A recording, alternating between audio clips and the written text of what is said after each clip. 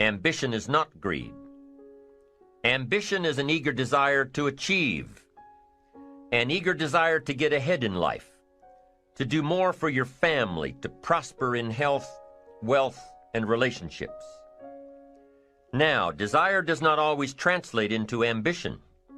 Desire is what you want for yourself. A bigger house, a better car, a fatter bank account, a better life.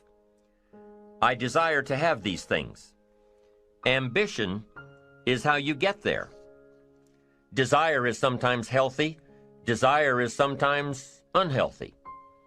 Desire might say, I want the tallest building in town.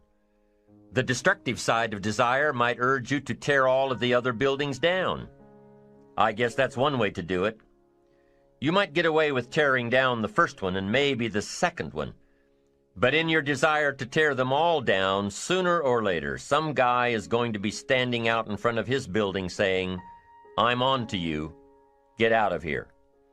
And pretty soon you're no longer known as a builder. You're known as a destroyer. Now, the second way to have the tallest building in town is to see it, dream it, and plan it, and put your team on it, work on it. Go through all of the steps to get there. Do it right.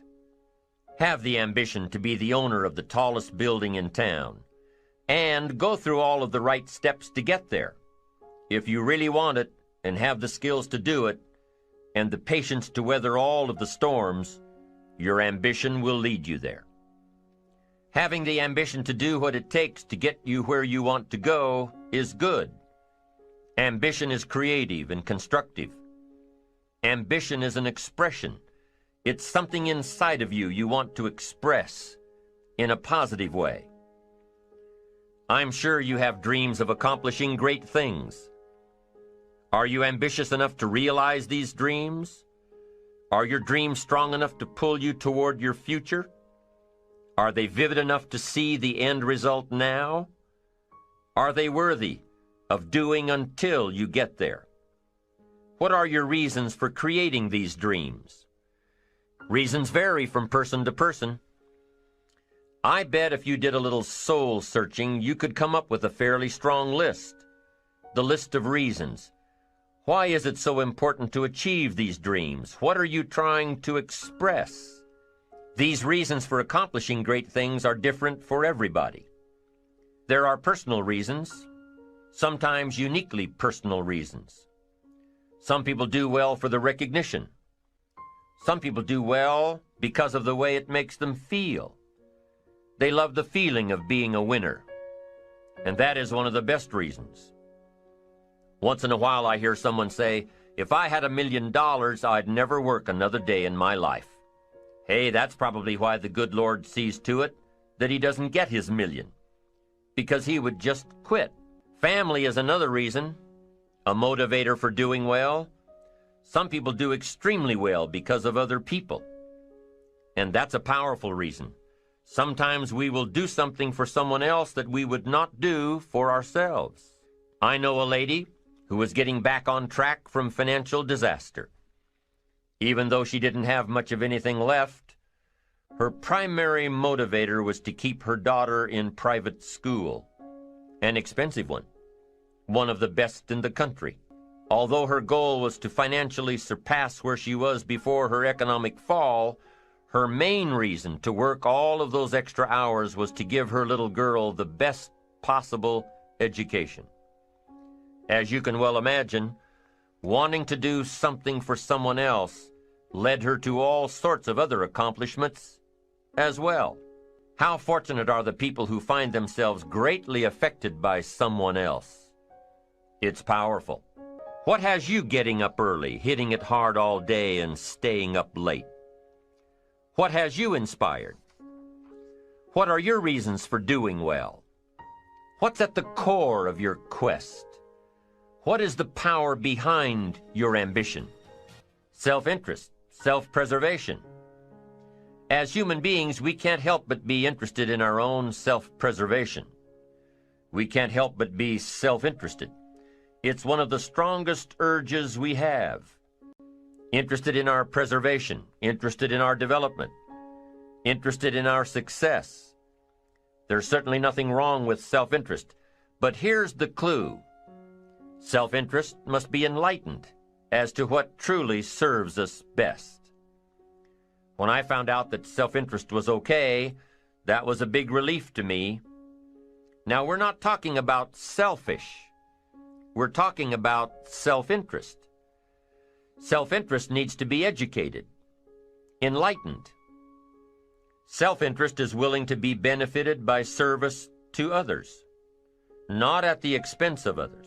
Self-interest at the expense of others starts to be greed, evil, hoping you go up as someone goes down, hoping to attain while someone else loses. I win, you lose. We call that the beginnings of evil, the dark side of our nature, wishing to benefit at the expense of others. Enlightened self-interest wishes to benefit at the service of others. A friend of mine tells this little story about a person she hears from about every 3 months or so. This guy calls to solicit money for food baskets for homeless families. She's happy to give her money to them. She was unfortunately homeless for a short period of time, and she knows the position these people are in. This group is legit. She checked them out. But after the second or third time this guy called, same guy, after the second or third time he called, she started talking to him about other stuff. Turns out this guy is broke, living in a hotel, looking for any construction job he can find. Any job at all. But what's unique about this guy is that he donates 2 or 3 hours a night, every night, to call people and get money to feed the homeless. Every night, from his hotel room. Now, most people would say this guy should use those hours every night to work a second job or a third job. But while he's way down on the ladder of success, he feels it's important to help those less fortunate than he is. He has a roof over his head. He makes enough to feed himself. And my friend says that every time she talks to this guy, every 2 or 3 months, he's doing better. He's digging himself out of debt. He's starting to save money. He thinks he'll be able to move into an apartment in another month or 2. Now, recently an interesting thing happened. My friend was talking with an associate of hers. She's single, lives in a big house, needs to find a handyman to help her out on a regular basis, someone who can build an addition onto her house. So my friend told her about this guy. The only reason this guy ended up being hired was that my friend's associate was touched by his dedication to service, while he, himself, was down and out. Service. Success at the service of others. Now, this guy isn't rich by any stretch, but through my friend's network, he now has constant work, doing things around several people's houses. And now he's in a place of his own. And guess what he does every night? He's still making phone calls to get money to feed the homeless. What great character this man has. Enlightened self-interest leads to wealth. Self-preservation leads to poverty. Somebody says, well, I can't be concerned about other people. I have to pay attention to myself. Well, then you'll always have to. Somebody says I can't be concerned about other people's bills. I've got enough worries trying to pay my own. Well, then you'll have to worry about them for the rest of your life. The best way to get that monkey off your back is to turn your attention around. Once I understood some of this stuff, I'm telling you, it revolutionized my whole life. Now, self-interest is okay, yes.